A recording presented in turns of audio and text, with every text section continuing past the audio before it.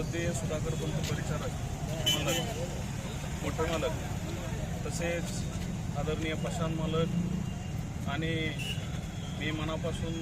धन्यवाद देतो युवा नेते आणि आमचे नेते आदरणीय प्रणव मालक करकम गटामधून इच्छुक होते, परंतु परिचारक घराण्याचा इतिहास आहे की कार्यकर्त्याला संधी दिली गेली पाहिजे आणि खूप दिवसाची मेहनत आमच्यासारखे सामान्य कार्यकर्ते जिल्हा परिषदेमध्ये जाण्याच्या दृष्टिकोनातून प्रयत्न करत होते आणि निश्चितपणे आदरणीय प्रशांत मालक, आदरणीय बबनदादा शिंदे, आदरणीय रणजित भैया शिंदे आणि प्रणव मालक परिचारक, तसेच उमेश मालक परिचारक या सर्वांनी माझ्यासारख्या एका सामान्य कार्यकर्त्याला संधी दिली आणि या विकासाच्या प्रवाहामध्ये सहभागी होण्यासाठी न्याय दिला, त्याबद्दल मी मनापासून त्यांना धन्यवाद देतो. मालकांची उमेदवारी मागत होता, पण आपल्याला उमेदवारी दिल्यामुळे तो गट बाहेर पडला गेला. निश्चितपणे प्रणव मालकांची उमेदवारी, जे नेते आहेत, प्रणव मालक हे पार्टीचे नेते आहेत, त्यांना उभा राहायचंच म्हणलं तर ते राहू शकले असते, परंतु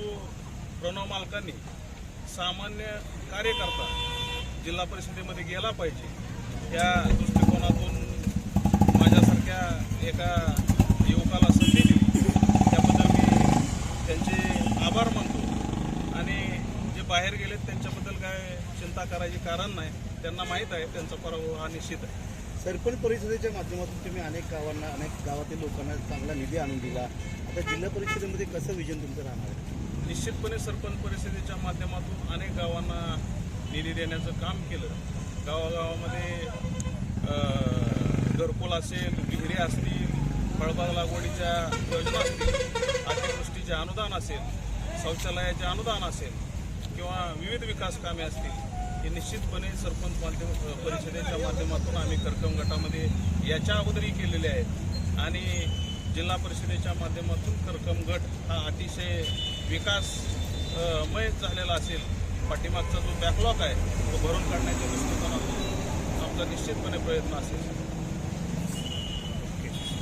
बेधडक आणि रोखठोक बातम्या पाहण्यासाठी करकम सुपरफास्ट न्यूज चॅनलला सबस्क्राईब करा व बेल आयकॉनवरती क्लिक करून नोटिफिकेशन ऑन करा.